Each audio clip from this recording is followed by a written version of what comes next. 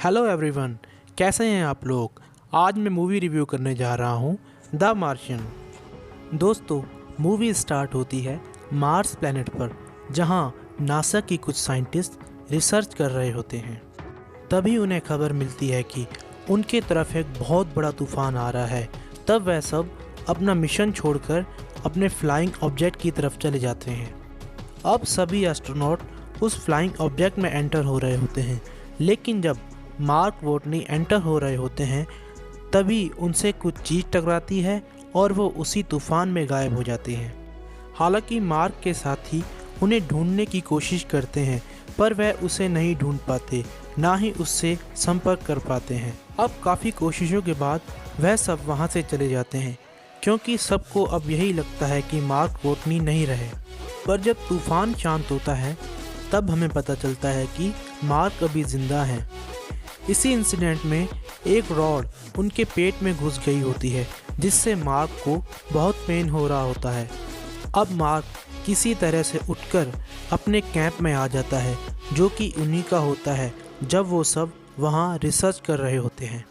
अब मार्क अंदर आकर पहले अपने शरीर से उस रॉड को निकालता है और फिर वो अपने साथियों में संपर्क करते हैं, पर उसे यह पता चलता है कि अब वह किसी से भी संपर्क नहीं कर सकते, क्योंकि संपर्क करने का जो इक्विपमेंट होता है वो उस तूफान में डैमेज हो चुका होता है। अब मार्क यहाँ अकेला फंसा हुआ होता है और उसके साथी वापस अर्थ की ओर आ रहे होते हैं, जिनको लगता है कि मार्क अब इस दुनिया में नहीं रहे। मार्क को अगर यहाँ से निकलना है तो उसे अगले 4 साल का वेट करना होगा, क्योंकि गाइस नासा का अगला मिशन 4 साल बाद का होता है और वो मार्क की करंट लोकेशन से 3200 किलोमीटर दूर होता है। अब मार्क को ये लगता है कि वो अगले 4 साल तक का वेट नहीं कर सकता, क्योंकि उसके पास 4 साल का खाना पानी नहीं होता। लेकिन फिर भी मार्क को अपने ऊपर पूरा विश्वास होता है कि जब तक उसे किसी भी प्रकार की हेल्प नहीं मिलती वो अकेला ही यहाँ सरवाइव कर सकता है। और अब मार्क ये डिसाइड करता है कि वो इस छोटे से कैंप में खेती करेगा। मार्क के पास कुछ आलू होते हैं, जिससे कि वो प्लान बनाता है कि वह आलू की खेती करेगा। पर यहाँ एक प्रॉब्लम ये भी होती है कि उसे मिट्टी को उपजाऊ बनाने के लिए बहुत सारे पानी की ज़रूरत होती है, और उसके पास वैसे भी पानी लिमिटेड ही है। लेकिन यहाँ अच्छी खबर यह होती है कि उसे पता होता है कि पानी कैसे बनता है। तो अब वो एक जगह बहुत सारी मिट्टी डालकर उसमें आलू लगाता है और दूसरी तरफ वो हाइड्रोजन में ऑक्सीजन मिलाकर उसे जलाकर उसमें से पानी बनाता है। लेकिन जब वो ऐसा कर रहा होता है तब वहाँ एक ज़ोरदार ब्लास्ट होता है, क्योंकि जब वो हाइड्रोजन में ऑक्सीजन मिला रहा होता है तब उस ऑक्सीजन को ऐड नहीं करता जो उसकी सांसों से आ रहा होता है, इसलिए वहाँ एक ज़ोरदार ब्लास्ट होता है। लेकिन जब वो नेक्स्ट टाइम ट्राई करता है, इस बार वो सक्सेस हो जाता है और अब पानी बनना भी स्टार्ट हो जाता है। अब कुछ दिनों के बाद जहाँ उसने फसल लगाई होती है वहाँ पहला पौधा निकलता है। उसे देखकर उसकी खुशी का ठिकाना नहीं होता और उस पौधे को वो हेलो भी बोलता है। इधर अर्थ पे ऐलान कर दिया जाता है कि मार्क अब इस दुनिया में नहीं रहे, और उसके बाद उनका फ्यूनरल भी किया जाता है। अब नेक्स्ट डे जब उनकी ऑपरेटर सैटेलाइट से मार्स की पिक्चर्स देख रही होती है तब वो देखती है कि जो उनके इक्विपमेंट्स थे वो एक जगह से दूसरी जगह ट्रांसफ़र हो चुके थे। तभी वह अपने सीनियर्स को बुलाती है और तब वह सभी समझ जाते हैं कि मार्क वोटनी अभी ज़िंदा है। अब यहाँ अर्थ पर उन सबको यह पता चल चुका होता है कि मार्क वोटनी अभी ज़िंदा हैं, लेकिन उनके सीनियर्स कहते हैं कि जब तक हम अर्थ से मार्स तक पहुँचेंगे तब तक वो भूख से मर चुका होगा, क्योंकि अर्थ से मार्स तक जाने में कई महीने लग जाएंगे। और उनका कहना सही भी होता है, क्योंकि उनको पता होता है कि वोटनी के पास लिमिटेड खाना पानी होगा, जो कि कुछ दिनों बाद ख़त्म हो जाएगा। अब यहाँ मार्क वोटनी को मार्स पर आज पूरे 70 दिन हो चुके होते हैं।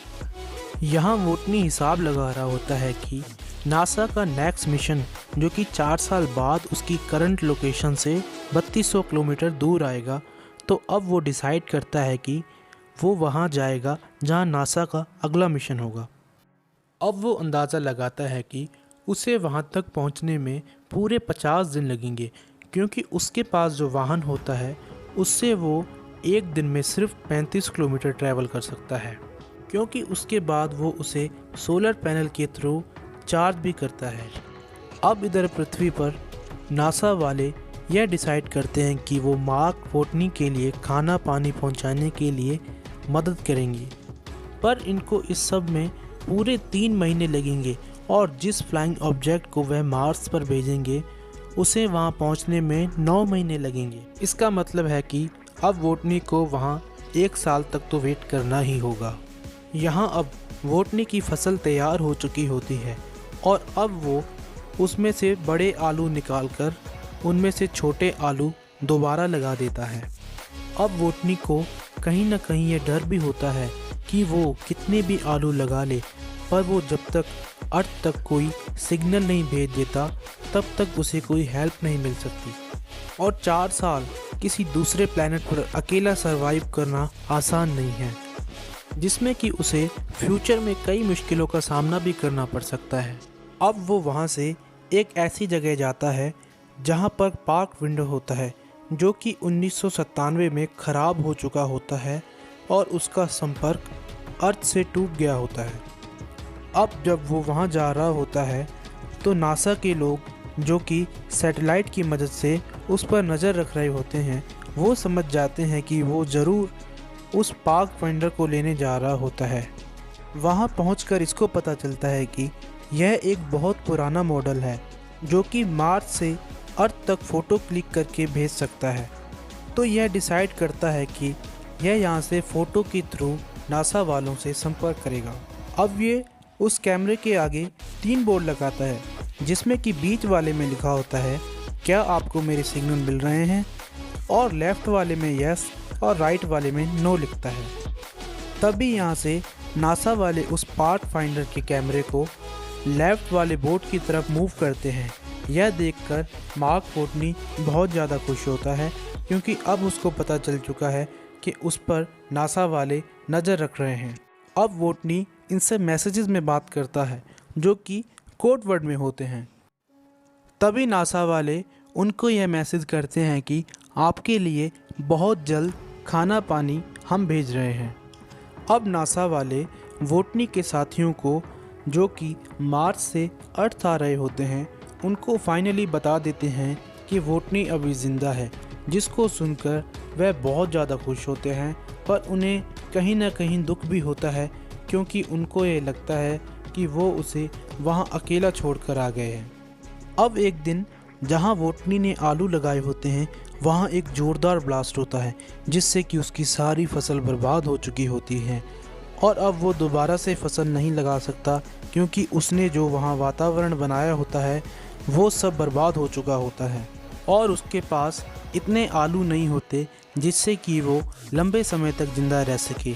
यानी जब तक अर्थ से उसके लिए कोई मदद पहुंचेगी तब तक उसके पास सारा खाने पीने का सामान बहुत पहले ही ख़त्म हो चुका होगा। अब वोटनी यह डिसाइड करता है कि वो कम से कम खाना खाएगा, यानी जो खाना वो एक दिन में 3 बार खा रहा था अब वो एक टाइम का खाना 3 दिन में खाता है। अब अर्थ पर नासा वाले वोटनी के लिए रॉकेट में खाना पानी और कुछ ज़रूरी सामान भेज रहे होते हैं। तभी वो थोड़ा ऊपर पहुंचकर आसमान में ब्लास्ट हो जाता है। इस बात से सभी बहुत परेशान हो जाते हैं और सबको अब यकीन हो जाता है कि वोटनी नहीं बच सकता। इसके बाद नासा वाले वोटनी को रॉकेट के बारे में बता देते हैं, जिससे सुनकर वोटनी बहुत ज़्यादा डिसअपॉइंट हो जाता है और जीने की उम्मीद छोड़ देता है।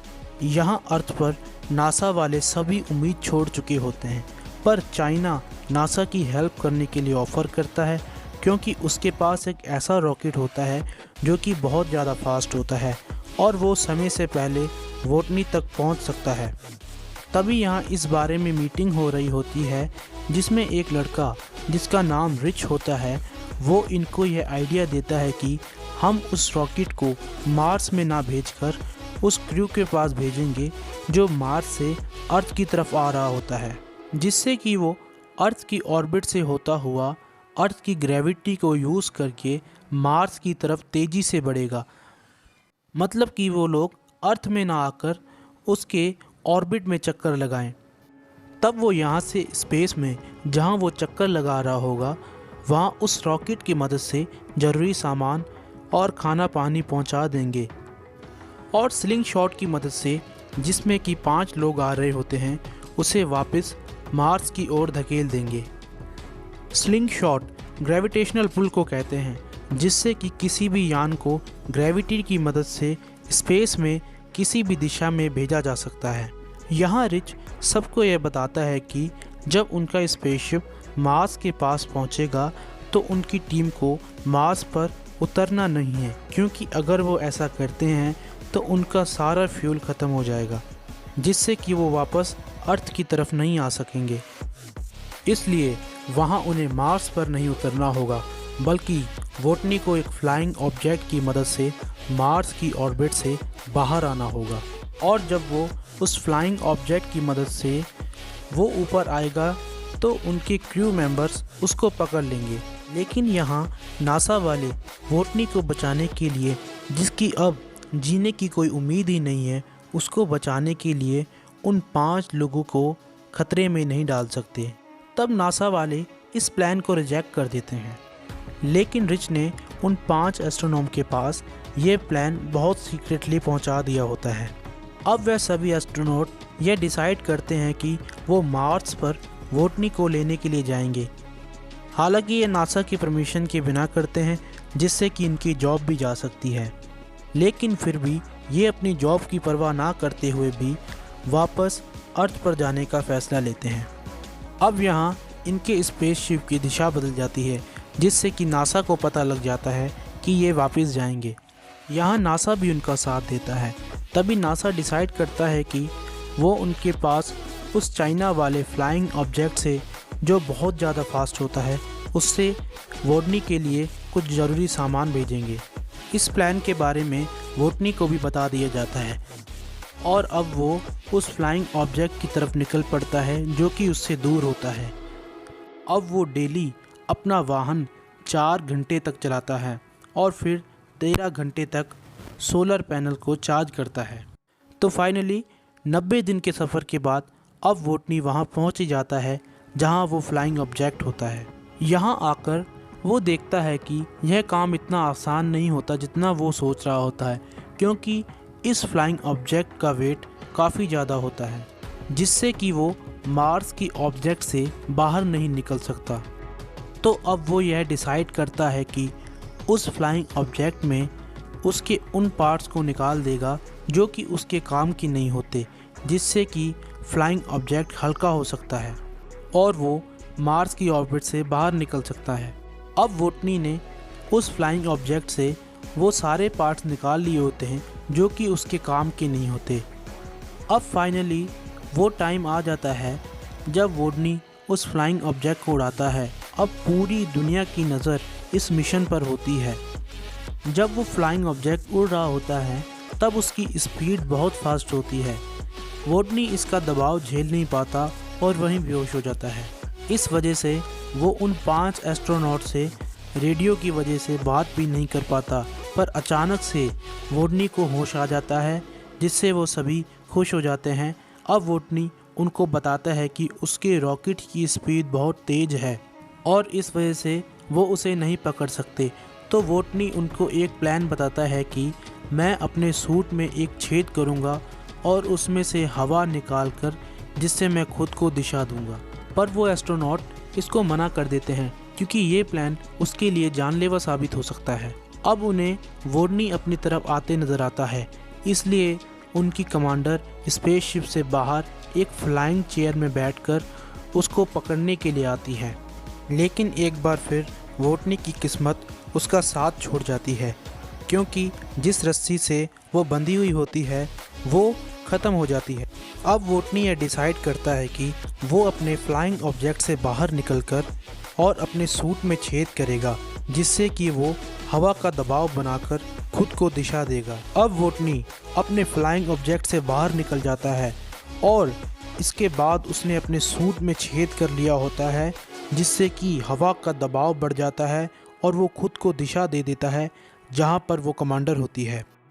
अब वो धीरे धीरे अपने कमांडर की तरफ बढ़ रहा है, पर जैसे ही उसकी कमांडर इसका हाथ पकड़ती है तो इसका हाथ छूट जाता है, लेकिन उसके बाद ये उस कमांडर की रस्सी को पकड़ लेता है। तो फाइनली गाइस, अब वोटनी पहुंच चुका है उनके स्पेसशिप में, जिसके बाद वो सब बहुत ज़्यादा खुश होते हैं और ये खबर वो नासा तक भी पहुंचा देते हैं, जिससे पूरी दुनिया में एक खुशी की लहर दौड़ जाती है।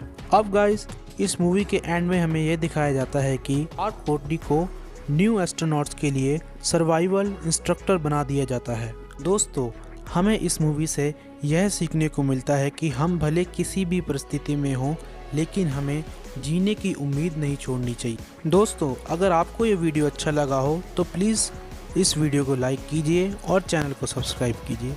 धन्यवाद।